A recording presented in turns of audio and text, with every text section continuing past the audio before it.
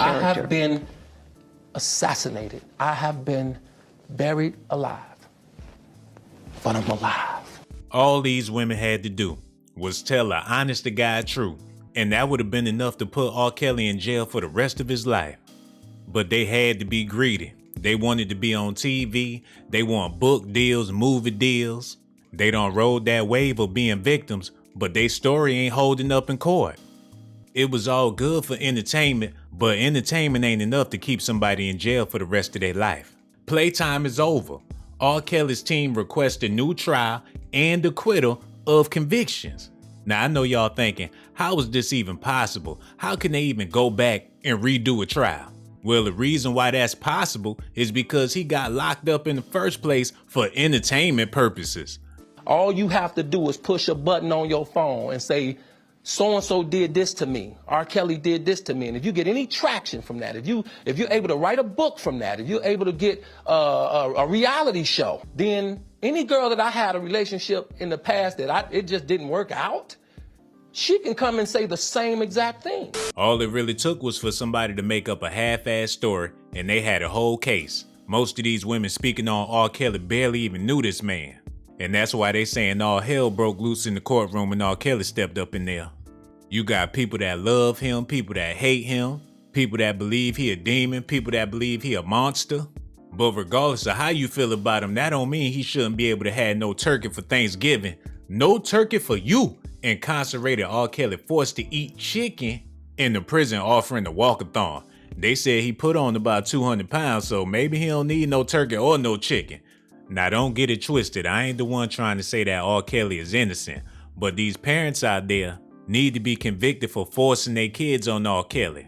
They had R. Kelly come up to the high school to meet girls even after he got convicted the first time, and ain't nobody have a problem with that. Susan testified she and her 14-year-old daughter met Kelly at a local high school where Jane was performing, introduced by her sister, Jane's aunt. When she learned her daughter had asked R. Kelly to be her godfather, Susan testified she felt kinda strange. When asked why, she said because she knew her sister told Jane to ask Kelly that. So these women invited R. Kelly to a high school talent show so he could see their baby in action. Then turned around and told the girl to ask R. Kelly to be her godfather? And her mama talking about it was strange. The only thing strange about it is that y'all invited R. Kelly to a high school talent show and y'all already know that he was allegedly married to Aaliyah. It's very strange that y'all would want R. Kelly in the high school around girls, period. Last week, Jane testified it was shortly after she asked Kelly to be her godfather, their relationship became sexual. Susan said her daughter started going to Kelly's house a lot with his wife and kids, mostly on the weekends. When asked what she believed Jane was doing at the house, Susan said movies, shopping, hanging out with the kids. Hold on, wait a minute. Andrea Kelly was sitting up there in the house when R. Kelly was bringing them girls home? And she ain't said nothing, but now she trying to be a victim? Hell, you was there with R. Kelly. You was the one enabling him to bring them girls home. And now that they put him in jail, you want to save your own ass like you ain't just as guilty?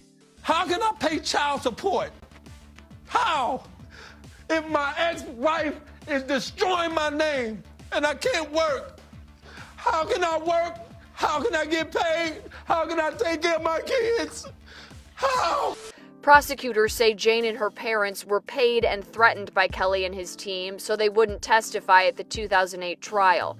Susan spoke to those threats, detailing the meeting arranged in Oak Park, where she says she first learned of her daughter's sexual relationship with the singer about 2 weeks after the Department of Children and Family Services reached them. Susan said at that meeting, Kelly asked her and her husband, "Are you with us or are you not?" So she claiming she ain't have nothing to do with it until the child services got involved. Now she wanted to be the parent of the year and get her baby out of Dodge. That's the same thing Andrea Kelly did. When the pressure started to build up, that's when she jumped ship. He was very broken. He shared intimate secrets with me about being abused as a child, dealing with illiteracy. Domestic violence was commonplace in his home.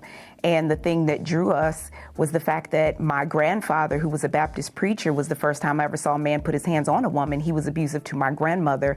So fast forward, Robert and I are in an abusive relationship, it's not foreign to me. It's what I know. It's what I grew up in. It's what he grew up in. Well, first, I'd like to say there's a difference between portraying sympathy, which I do not portray. I portray understanding because I know him in such a way because I was married to him.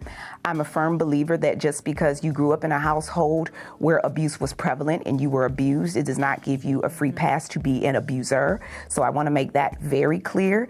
It's devastating and it's hard because I wear two hats. I sit here as not only a survivor, but also the mother of his children. So it's very difficult for me, but I also know my position, and I know that coming forward brings validity to these young women and young girls' stories.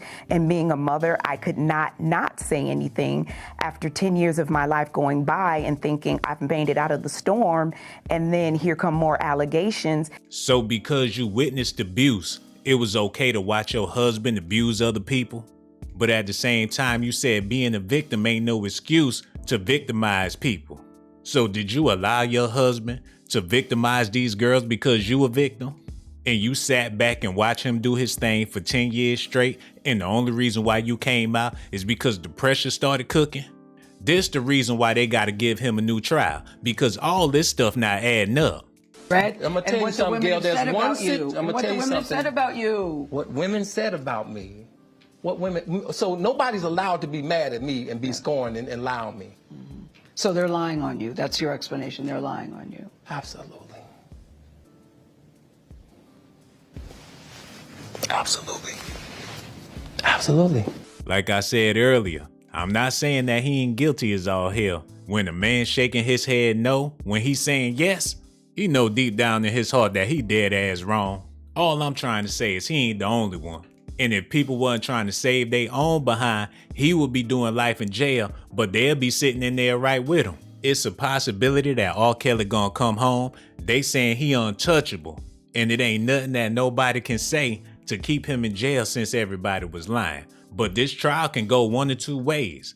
Either R. Kelly gonna get a reduced sentence and a bunch of other people gonna have jail time right along with him. But if that don't work, they just gonna have to let him out. Jaquita Logan says, "Stay strong, R. Kelly. I support you to the fullest. I feel like them little should be locked up with you for lying. Their mother should be locked up too. Keep your money hidden wherever it's at. Don't give them hoes nothing. I love you, R. Kelly."